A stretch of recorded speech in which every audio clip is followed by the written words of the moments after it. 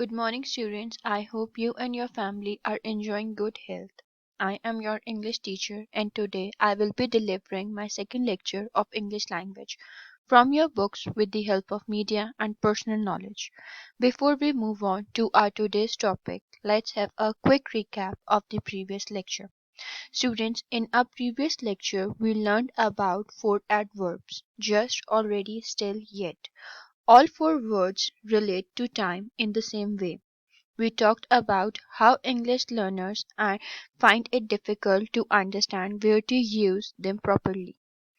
They easily mistake just and already as having the same meaning. The same is true for adverbs still and yet.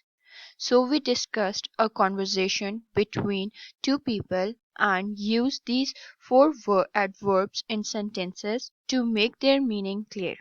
We also learned about affirmative and negative sentence. An affirmative form of sentence expresses truth while a negative form expresses its falsity.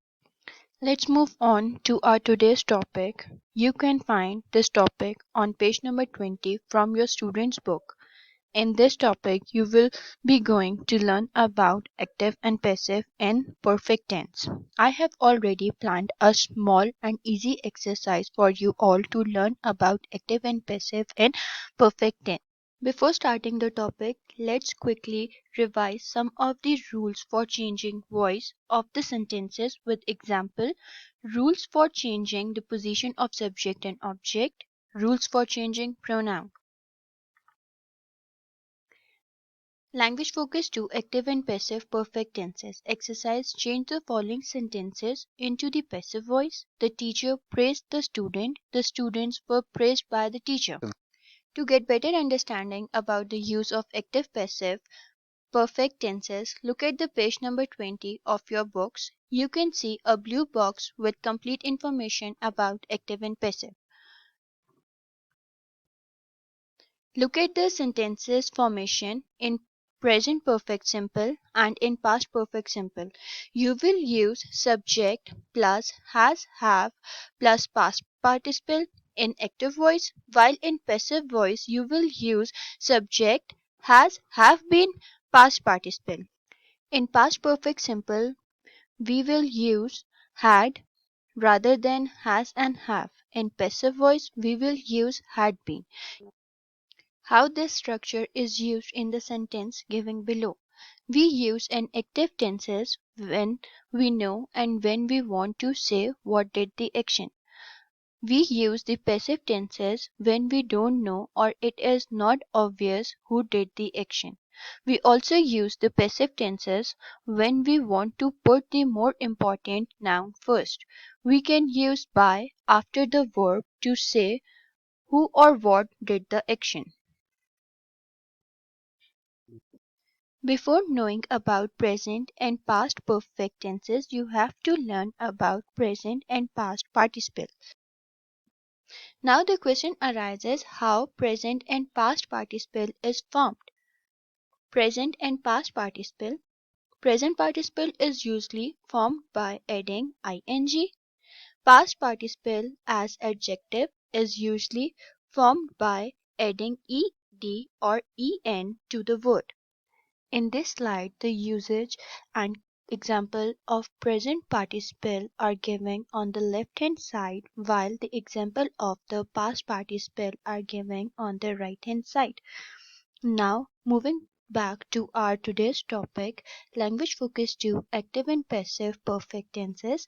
Some examples and exercise are: in the present and perfect tense we make passive verb form by putting has and have been before the past participle form of the verb.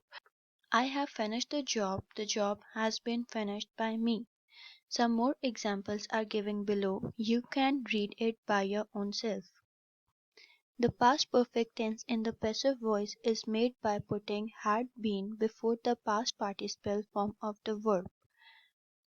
I am reading the second example. You can read the other by yourself. We had lost the keys. The keys had been lost by us. Students, I have added this slide for you to get better understanding of the topic. You can make your own sentence by using these tenses and then change the word.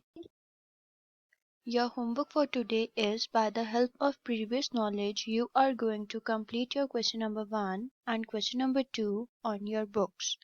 Question number 1 is, choose the correct answer. Question number 2, complete the sentences. Use passive present perfect or past perfect form of the words in the bracket. Excluded work is question number 3, question number 4 and question number 5. Speaking My Celebrity Family, page number 22. The complete topic is excluded from your syllabus. Writing a Family Traditions, page number 23. Question number 1, question number 2 and question number 3 is your oral work. In question number 6, you will be going to write a description of one of your family tradition in your notebooks. Excluded questions are question number 4, question number 5, question number 7 and question number 8. That's all for today. I'll catch you in the next lecture. Follow all the precautions. Have a good day. Stay home. Stay safe. Thank you.